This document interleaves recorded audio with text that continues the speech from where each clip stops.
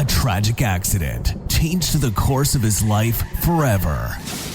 For most, it would have begun a life of discontent and wallowing around in self-misery. For Jonathan Nadeau, it kickstarted a new chapter of inspiration and appreciation. Even though he lost his sight permanently, he gained a passion to put creativity first in all areas of his life. And now he wants to encourage you to do the same. There are times when you'll be faced with a choice: be crushed by the weight of the situation, or use the fresh start to rebound bigger, better, and more inspired than ever before. This is Tornado, stories of those who refuse to choose defeat and instead chose to embrace the storm. Here's your host, Jonathan Nadeau. Greetings and salutations. Thank you for joining us on Embrace Your Storm. I'm Jonathan Nadeau as always, and we've got another awesome interview with you with another exciting creator that is going to be at the Tornado Music and Film Festival on August 27th at Foxwoods. You don't want to miss this. There is a lot going on, and there's like day by day more stuff is happening. So stay tuned with that. Today we have on Mike Messier, and he's not related to Mark Messier, but he does share the same last name, and he's got a great film that's going to be playing here. It's called Seduction of Distance. So Mike, thanks for coming on, man. Hey, John, this is great to be here. And, as we were talking about earlier, I have actually been to Foxwoods many, many times. I've seen boxing on the closed circuit screen there. I've seen nice live events there, live mixed martial arts events. I've played the slots. So I'll be having a good time, and it's great venue, that's for sure. It is a great event. Like we're stoked. And even Foxwoods is excited about having us there, which is very cool too. So it's going to be an awesome time. So Mike, before we jump into your film and everything, how did you even get involved in all this? Like, what made you want to grab a video camera or whatever and start making a film? The origins go back to childhood, and when I was a young guy, I figured out that if I took two VCRs and replaced the audio out from one VCR from a boombox, like the audio out of a boombox using the Radio Shack. Yeah, the RCA cords or whatever. The RCA cords, if people remember them, the yellow, white, red, which you still get them a lot of times. But I would basically, through a system of cumbersome grinding of the VCR heads, I would make these music videos that weren't timed perfectly because I really had no editing other than my thumb, grinding the pause button on the record button. Yeah, exactly. But I made a video for the Road Warriors wrestling tag team. There you go. Hawk and Animal. Exactly. I really wish I could find this thing because it was actually quite good. And it was... Then I made a second one for a class project. This is what I learned, John, was if I spend a couple of hours making a music video for my class high school project, the people are going to be so impressed because nobody else was doing this in my high school. Right. That I'm going to get a really good grade when everyone else is slaving over these papers for a week and a half or whatever they were doing. So I made a music video using Elton John's Rocket Man, with themes of A Farewell to Arms, I believe, by Ernest Hemingway. Okay. And so that video has actually been found. My friend Tim Labonte helped me transfer it from the original VHS to YouTube. So if people go to my YouTube channel, which is titled Subscribe to Mike Messier YouTube channel, if they go to the Mike's Archives playlist, they can see a very young Mike Messier bouncing around Northern Virginia that's funny. In his best Elton John music video. Yeah, that's cool. I think I told this story to another guy where back in the day I had in the mid 80s I had my mom's VHS cam recorder. It's like the VCR tape into the video camera and record. Yep. And so I was at this skate park with my buddies. But we had bikes. We didn't have skateboards, but they had all these ramps everywhere.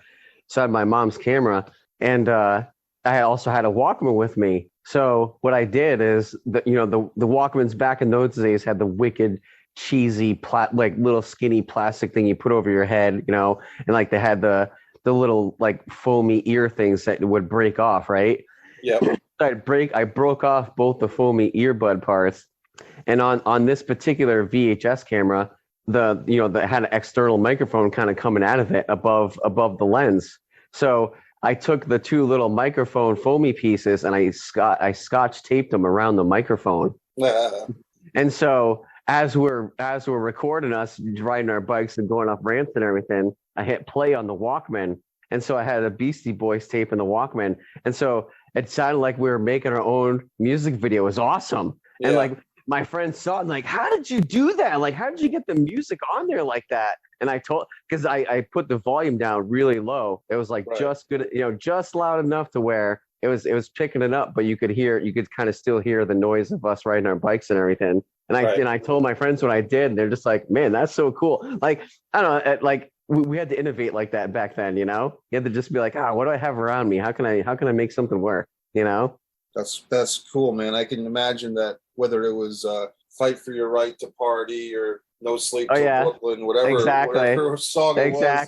I can see that being a big hit. Yeah, it's always fun, like your story or mine with the Rocket Man thing. Whenever you're the first one of your peer group to do something, it's always good for bragging rights. Totally. Absolutely.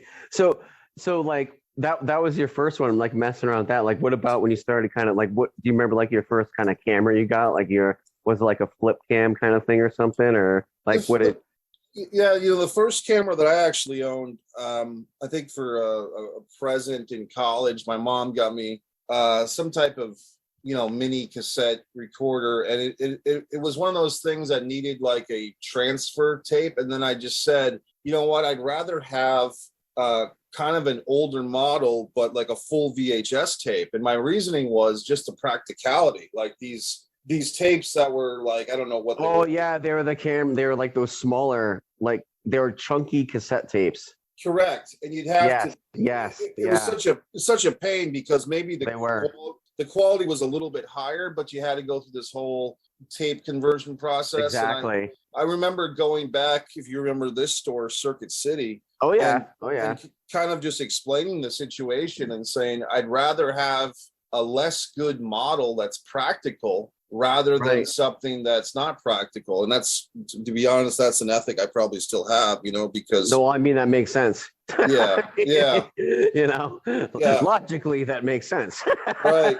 I think after that, a couple of years after that, or several, the first camera that I had that probably had a good 15-year run with me, 10 years at least, was I believe it's called the Sony DSLR 2000 or 200. Oh yeah. And it was a great camera. It was mini DV tapes, so you'd still have to be conscious. Those tapes could get wrecked pretty easily, so you had to be careful. They came in those nice little plastic boxes. And kind of like a lot of material at the time, if you taped 60 minutes, your quality was higher than if you taped it in 90 minutes. Exactly. And I mean, but I had that camera taping the Suicide Girls burlesque shows in the Middle East Club in Boston, at the middle, what was it called? The Century Lounge, or the Call in Providence. And those footage. And I did a show for years in Providence called the Mike Messier Show, which was a public access show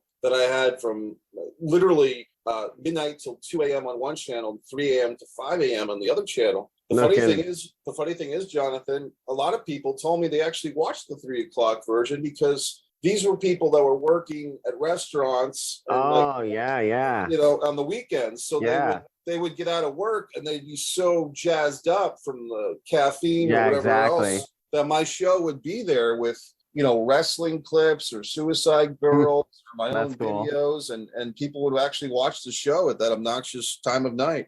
That's cool. So what was it like, a kind of a variety show time? Like, would you show various clips or whatever of stuff? Yeah, it was very raw. It was very much like, this is a guy who's here living his life in Providence, and he's doing all types of weird stuff. He's going to comedy clubs and taping himself and his stand-up comedian friends doing their bits. Yeah. He's interviewing, I had a Providence roller derby. I went to the Providence roller derby, all female roller derby. That's cool. Yeah. And then, you know what? The funny thing is I used some of those same editing techniques. I remember taking clips of the Providence roller derby, which, you know, visually it's a great dynamic because you have these attractive college girls, you know, banging each other around the roller derby track, but it can be a little bit tedious. So what I would do is mix music, you know, I put music in and just liven it up. And one of the roller derby girls came to my apartment and did an interview, and she explained, like, hey, you know, the question was like, hey, you're a 22-year-old, you know, attractive college girl studying art. Why are you on this rink smashing people? Right. and she had a good answer. I mean, she and it was really just the love of the game, like any other athlete. And that kind of made me realize, you know, you can't judge a book by its cover. Just because she's an attractive art school girl doesn't mean that she doesn't have the soul of a warrior as well. You know, exactly. I mean? Totally. There you go. Yeah. That's cool. That's very cool. Yeah.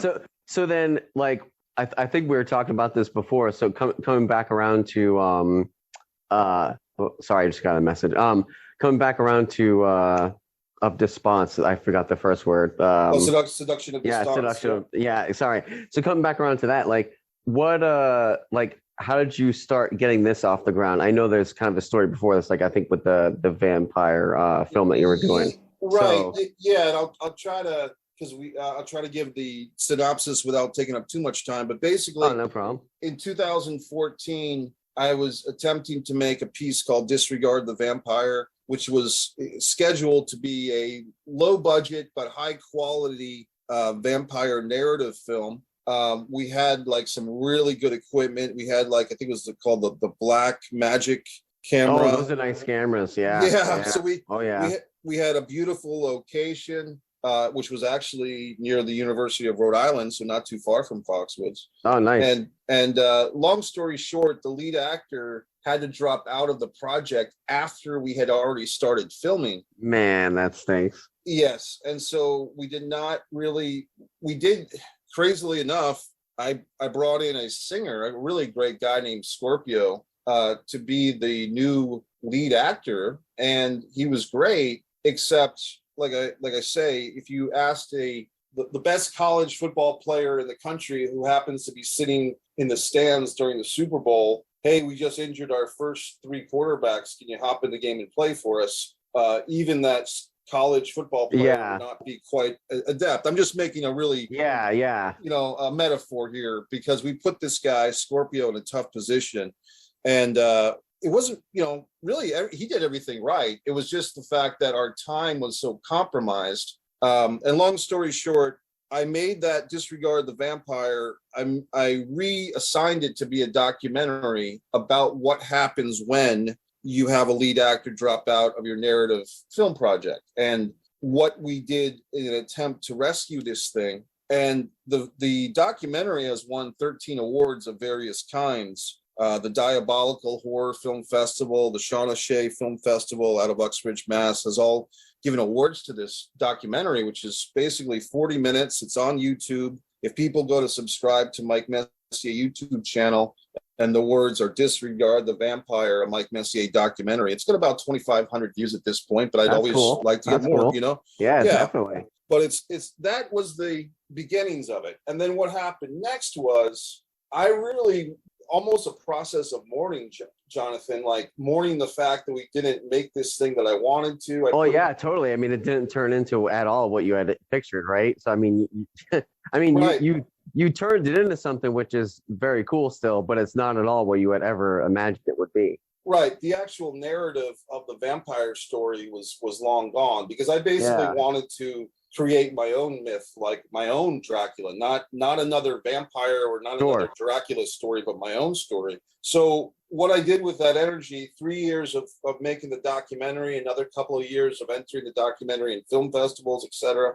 But in the meantime, I started rewriting the thing and revamping the thing. And in that process, I felt like I needed to have a new title. You know, I felt like the Disregard the Vampire title, although it's a great title, it's more associated with that moment of time with Scorpio and you know, the actresses Anna and Gina and Jose, the other actor, all of those people, for one reason or another, were no longer attached to the project. And so when it started whittling down to oh wow, I'm back on my own again. This is Mike and his creation. I had to change the title to A Distance from Avalon, When the Dying and the Dead Reunite, because I wanted it to be different, if not bigger, than the original concept of Disregard the Vampire.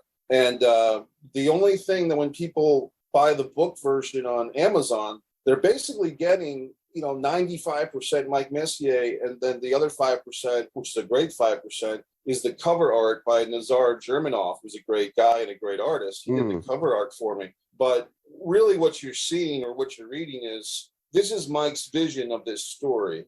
And no offense to the people that I worked with on the Disregard the Vampire shoot, because they were all awesome people. But anytime you have a collaborative effort, whether you're an auteur director or you want to be, you're Alfred Hitchcock or whoever, there's always going to be some consideration, if not compromise, for your collaborators. And totally, one thing I've learned over this last couple of years is, at the heart and soul of me, I'm a writer, and I can do other things. I can lead an acting class, I can act myself, but when it comes down to it, the thing that I'm probably best at is just writing. And that's, to me, that's a solitary effort. I've done co-writing, I've done collaborative writing, but for me, the best writing comes when it's one person writing their story the way they want it without compromise. Yeah. And I feel like A Distance from Avalon, When the Dying and the Dead Reunite, the novel version. Now when we get into to what's actually playing at your festival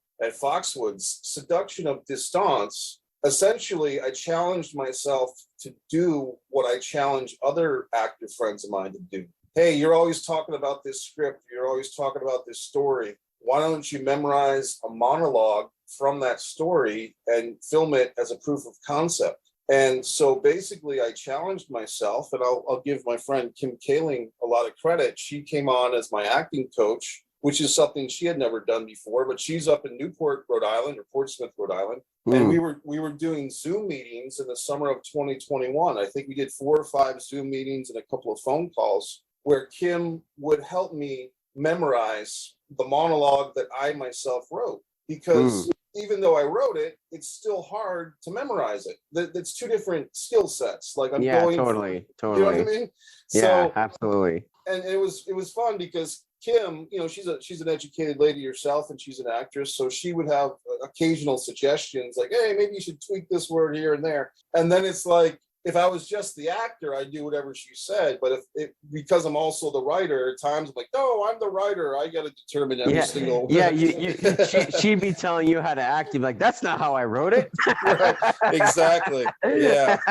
But I know, because writing, when it comes to people, writers is the most interesting thing to me in the film process, because if it weren't for the writers, there'd be no story, there'd be no film, right? If it was if it wasn't for the writers. But when a film gets all huge or popular or whatever, everyone knows the actresses, everyone knows the actors, right? Oh, they got a Grammy for this, or the writers never get acknowledged for anything. That's right. And it's like, I can't imagine writing something, like a movie or whatever. It's like 1.5 hours long. It takes me years of my life to put it together. And, I have this story that I wrote down, and you have the pictures and images of what people probably look like in your head and all that. And then you hand it off to someone and they're like, hey, thanks for the script. We're going to make this happen. And it's like, now it's out of your hands. Now you got nothing but faith and trust, hoping that your script is going to look like what it looks like on the screen. That to me is kind of interesting and fascinating it's something to think about. That's an interesting job where you do something and you hand it off and your part's done. It's out of your control. You don't get credit for it, but it can turn into this behemoth. Yeah, this will sound extreme, and it's not to be insulting or degrading to women or children, but it is like handing off your baby to the adoption agency, and you just kind of, yeah. No, for real. You know what I mean? Yeah, I don't think that's a crude way at all. I was adopted myself, and that's a good way to put it. you're handing it off, and you're just saying, take care of it. You know, and I get that.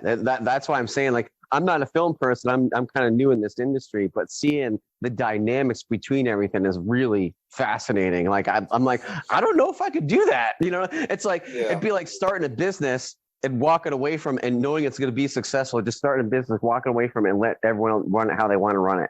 You know, and it's like, and you're like, that's not how I would run it, or that's not, you know, like, I don't know. It's interesting to look at it that way. It's got to be hard. Yeah, it is hard. There's a book, which the book title tells you everything you need to know about the book, but it's a great book titled "The Writer Got Screwed but Didn't Have to." And the book, I don't know who the writer is, but I've actually bought that book twice in my life, and it's true. I mean, the title tells you everything you need to know, but the book goes into contracts, how to protect yourself, et cetera, et cetera. But John, I've experienced this, which is I've gone through the process of getting contracts made. And then at the 11th hour, somebody sends you an email. Hey, Mike, can you sign this addendum to the contract? Exactly. Because, you know, the distribution company needs us to have this signed by 3:00. Otherwise, we're going to lose our worldwide distribution deal. And it's like, these people put you in a position which is totally uncomfortable. And when I say these people, it's on purpose. Right. and sometimes these are who people you think are your friends, and sometimes they are, but they're getting put into a hammerlock of a situation too. So what I've ultimately learned, and I don't know if this is a good thing or not, but for me, at least right now with my life, I feel like the more creativity I can do and distribute and have available on my own, more or less, the better I'm going to feel. Like even That's for sure. Even this aspect of it, John, you know, like when I started writing these novels, A Distance from Avalon, and the other one is Fighter Play Basketball, and I just wrote a third one called Bad Girls with Good Tattoos, there's always someone that's going to say, hey, I know someone at this publishing company, or you should send a query. You should send a query letter to this company and blah, blah, blah. But the reality is I've been through 20 years of that type of thing with the film world, of doing my tap dance with my tin cup for the film world and trying to get recognized and trying to get some big brother entities, you know, slap on the back. And just that type of, you know, action of me submitting my work to someone else who can thumbs up it or thumbs down it, it wasn't appealing to me. I wanted to do something on my own, and that do-it-yourself aesthetic, which, you know, man, that DIY aesthetic, that was really a thing of places like, you know, Providence, Rhode Island, New York City, LA, whatever, Seattle. I mean, all those do-it-yourself people of the, you know, 80s and 90s.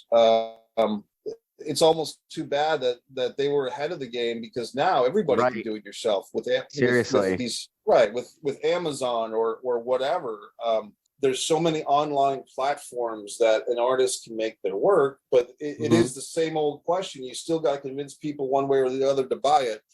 That's true. That's true. But at least the field has been leveled, in my opinion. You know, that, like, we were having that conversation before, and this is the road you're going down. Like, if you're a creator and you just said you're better off keeping everything in your own camp. Why hand it off to someone else, where, you know, some sort of distribution company or whatever? Because I mean, you know, back in the 80s and 90s, if you had a screenplay or whatever, you'd have to pitch it to someone.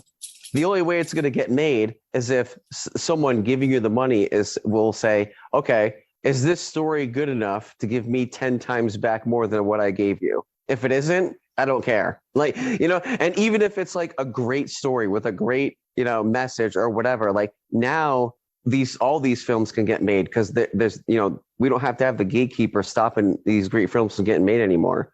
Will it be at the quality that we wanted them to be, you know, in the big screen or whatever? Maybe not. But the point is we're at that field now where anyone can get their content out there, as long as they are motivated enough, you know? Exactly. Yeah. And you said this off the air, that something to the effect of, if everybody who said they wanted to do something actually did it, things would be so competitive. But a lot of people think about writing a book, or they think about making a movie, or they think about running a film festival, But how many of those that have the think I will do the I did it or I'm doing exactly. it? You know? That's why I said when ideas are not they're nothing. You know, people have a million ideas a day. What matters is executing. Right. You know, that's where the rubber hits the road. And because we were saying about, you know, creative people, I'm like, man, this day and age, you can go online and download 5 free video editing. So like,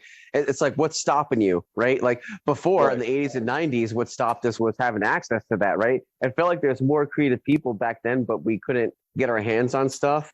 And only the insanely creative people would figure out how to get it done. Right. And now there's like creative people, but it's like, I don't know, like maybe information overload. Like, where do I start? There's these 5 programs to download for free.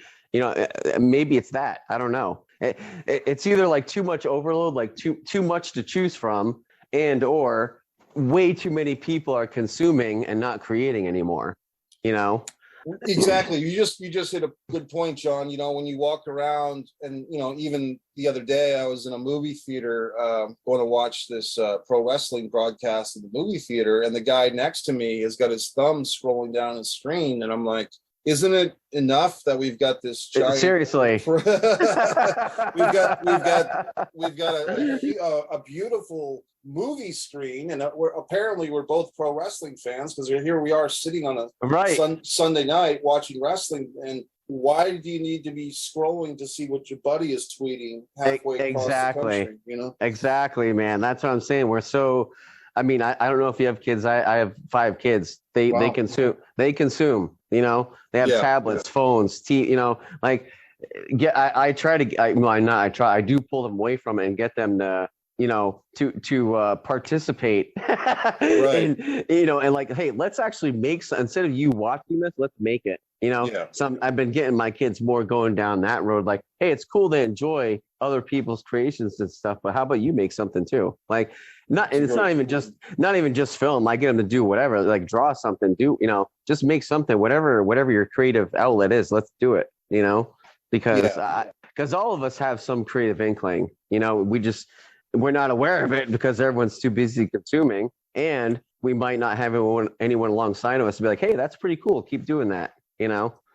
So, well, you just hit another great point. Encouragement, you know, which is why things like your film festival are so vital. Because, you know, here I run a film festival myself. It's called Avalonia Festival, which is actually a spin-off from the same story, A Distance from Avalon. But when I run this festival, and I charge pretty, you know, modest entry fees. But what I kind of had this epiphany a couple of years ago. I'm going on the 7th festival this November, but basically thinking, what I'm doing is kind of providing a pat on the back, you know, like my festival has really low entry fees. I have a lot of awards that I give out. I do my festival very differently. If you get your short film into Avalonia Festival, it's because your film is an award winner. And if your film is not accepted, you didn't win an award. Basically, my festival is a festival of champions, because every film that and I don't choose all the films. Like,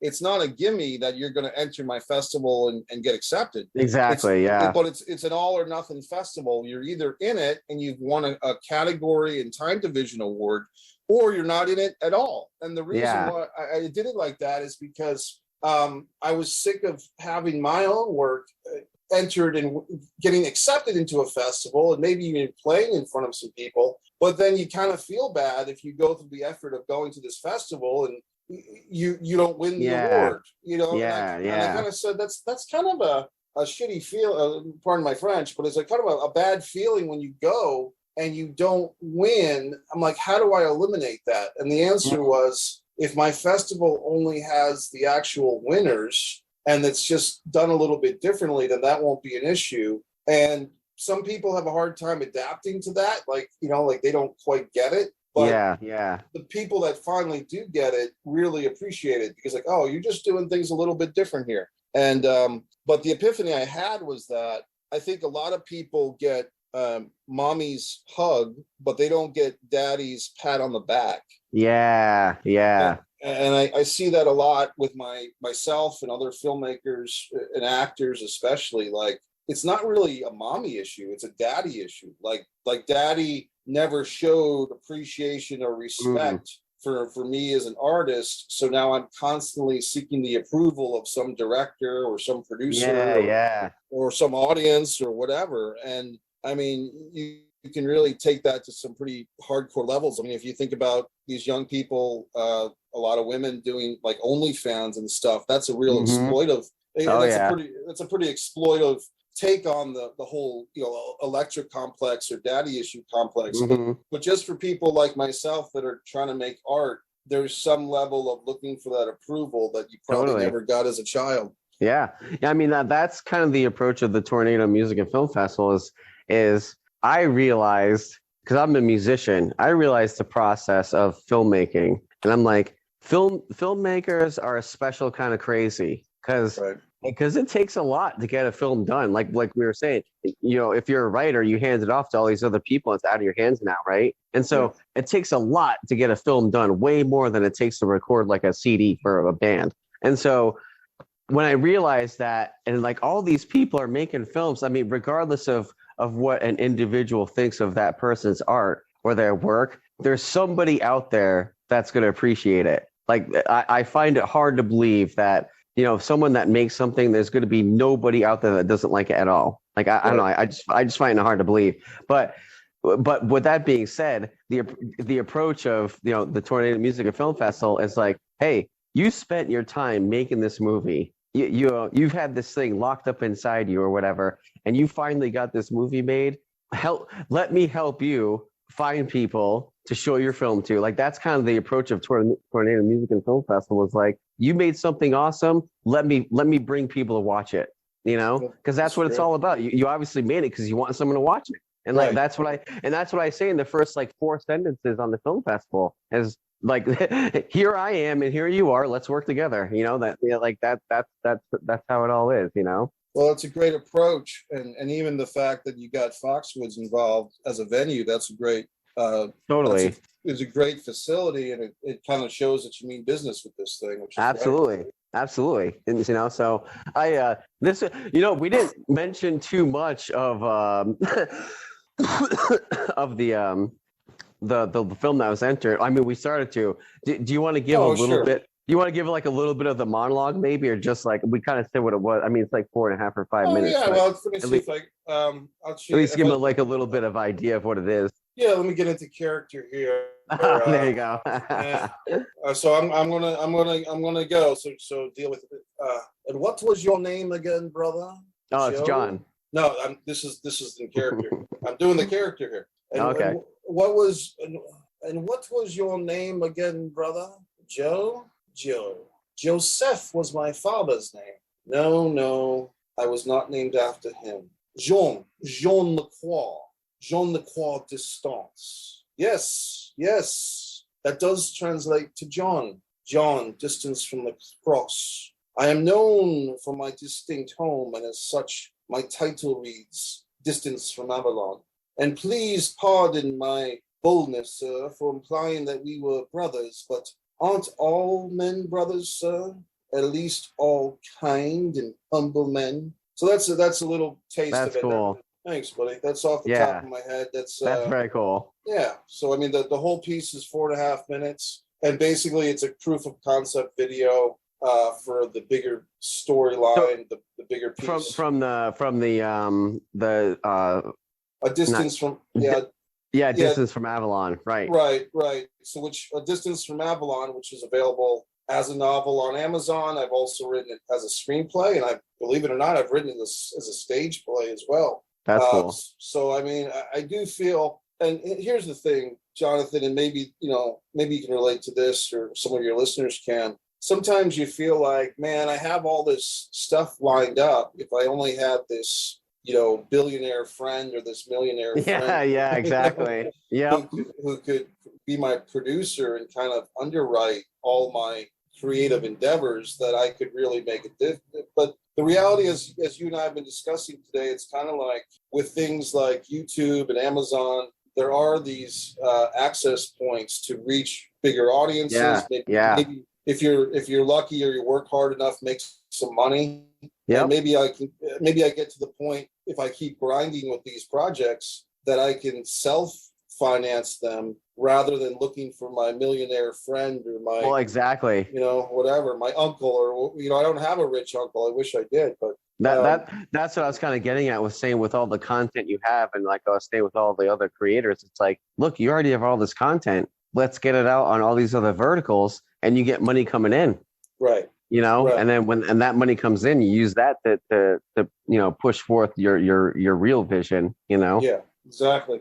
But yeah, no, that's great, Mike. I'm excited to have the film in the festival. It was awesome, and I mean, the second we saw it coming, we're like, oh, this is in. I appreciate that. That's great. Yeah, no, it was great. And so, is there? Do you have like a website? Do you have other projects you're working on right now? Is there any help you need from anyone else? Like, do you have a website to aim people towards? Yeah, the simplest thing is MikeMessier.com, MikeMessier.com. And if you scroll down to the bottom of the page, I've recently updated all my social media links. Perfect. So there you go. Yeah, I've got my subscribe to Mike Messier YouTube channel. My books, you'll see the books are there on Amazon. If you have Kindle Unlimited, you can read them for free. That's cool. There you go. So it's all there. And like I said, MikeMessier.com is probably the simplest place. And then you go from there. So what are you working on now then? Do you need any help with whatever you're working on now? Well, do you have any new films or? I'm actually going to film a follow-up to A Seduction of Distance. Okay. There's a female character named Heartbreak. And for the last couple of months, I've been working with this website, Breakdown Services /Actors Access, to put a casting call out. But I have gotten all my audition tapes in from the potential actresses, and it's really just up to me to choose somebody. That's cool. That's cool. So, I mean, there's always, and once again, man, it was like, you know what? I did this piece with myself, this opening proof of concept video, but why not put the female character on screen too? Totally. Because that might be the thing that triggers a bigger response than just myself. Absolutely. No, that's it, man. You got to keep pushing the content out there. Like I said, that I think that's the key to all of you creators, is just keep pushing your content out there, and then you're going to get it on the vertical that you want it on eventually. Yeah, it's a good plan. Yeah, because even on Netflix, you see these new movies showing up on Netflix. Just the other day, I saw one. I don't remember the title of it, but it was like based off of a book. I was like, there you go. Like it's like all these TV shows and movies and everything. They always seem to be based off of a book. It's not right. It's not scripts getting pitched to someone or whatever. So it's just funny how it works out that way. It's a fluid world of entertainment. Things change. Totally.